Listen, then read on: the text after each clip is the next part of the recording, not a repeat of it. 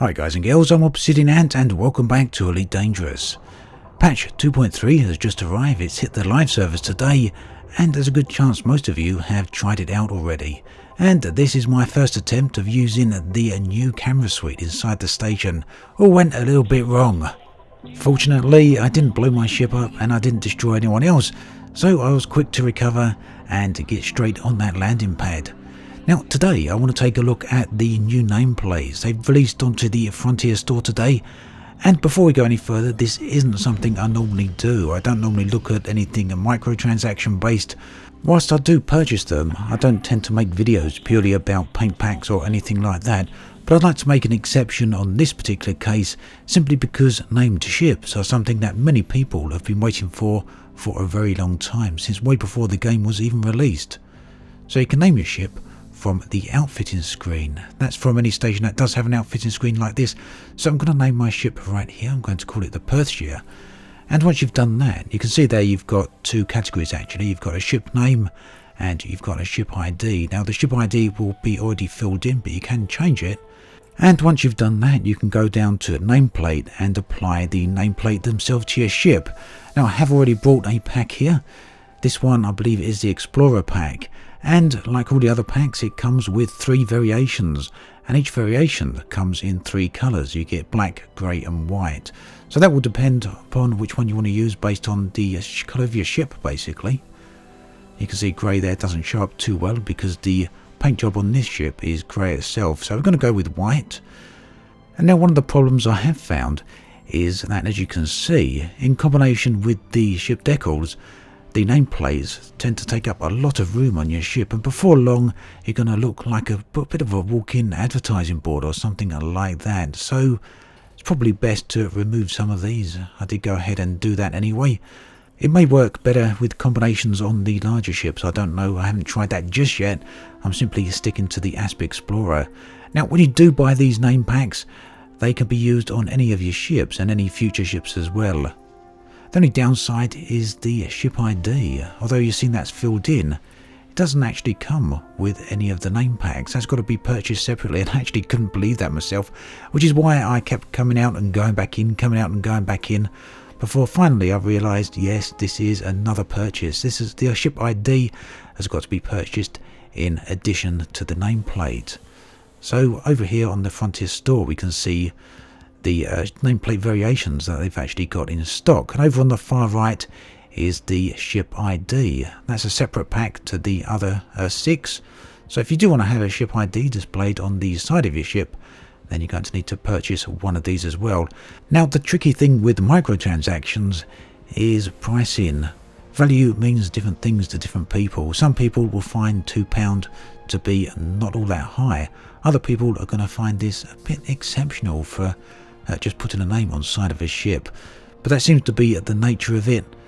I can understand Frontier charging for the nameplates, but I find it perhaps pushing it a little bit to charge for the IDs as well. It's a shame that they are separate purchases.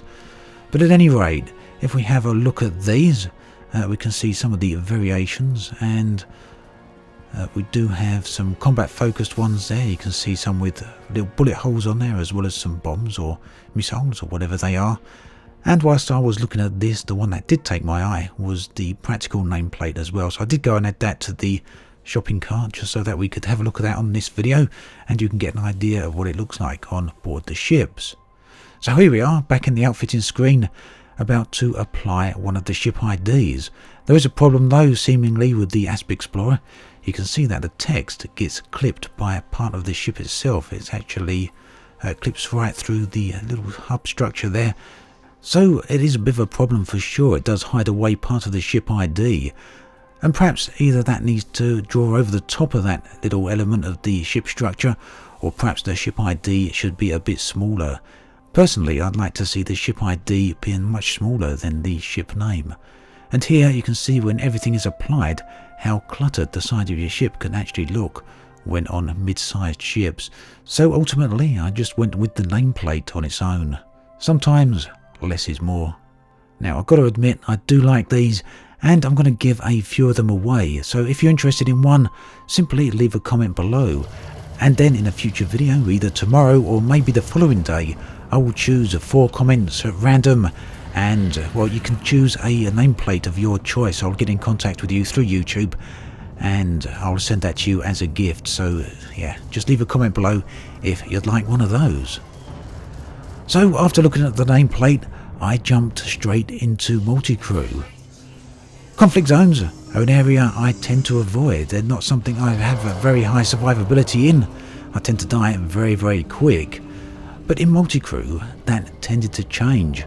Coming in here with the helmsman, the main ship, taking the brunt of the damage and deploying out here in a fighter, I did have a lot of fun, and this was actually by far the most fun I've had in combat for a very long time.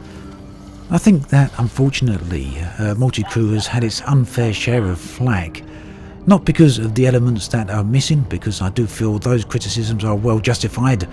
The absence of exploration-based multi-crew, the absence of engineers, all those criticisms are very fair and very valid, and they need to be put in the game as soon as possible. It's very disappointing to see that Frontier have put this patch live without that type of content.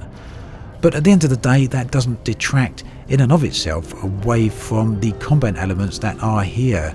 The combat side of multi-crew is very well implemented. And if you jump into a multi-crewed ship and get yourself either into the gunner seat or into a fighter ship like I have here, I suspect that you will indeed have a lot of fun. It's certainly worth trying out, and at the end of the day there's no risk to you here in game trying it out. It's not going to cost you anything because you can't lose a ship when you're on board somebody else's ship. So it's risk-free fun, and you will earn yourself a little bit of money whilst you're at it. So thank you to Commander Griffbox for that most entertaining bit of fun there in the conflict zone. Prior to that, I went to a resource extraction site on board another ship, and my intent here was to see how much money I could actually earn with just a half-hour session. Now my combat rank on this account is pretty low. I'm only expert, and that seems to mean I get just 10% of a payout, but that can sometimes add up, especially if you're a new player. So with half an hour of play, let's see how that goes. And I do want to extend my thanks to Commander Blue Tiger here, as well as Commander Bartolomus, and sorry if I've mispronounced your name there. And there I am, sitting in one of the co-pilot seats, looking out at the asteroids. So on this play session, I was as a gunner rather than a fighter pilot. I think many people are going to find the gunner role very easy to get to grips with.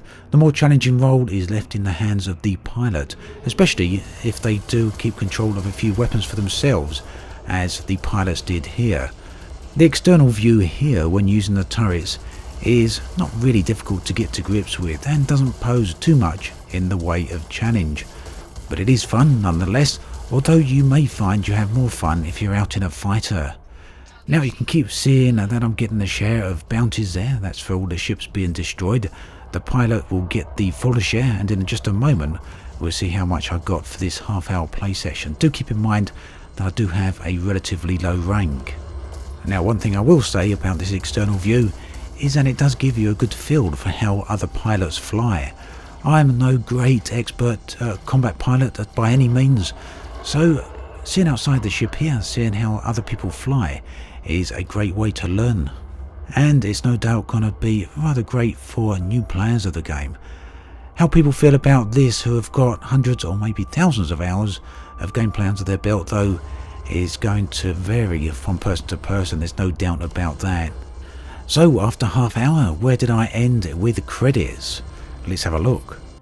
This here is the summary screen, and you can see after half hour I earned 332,000 credits.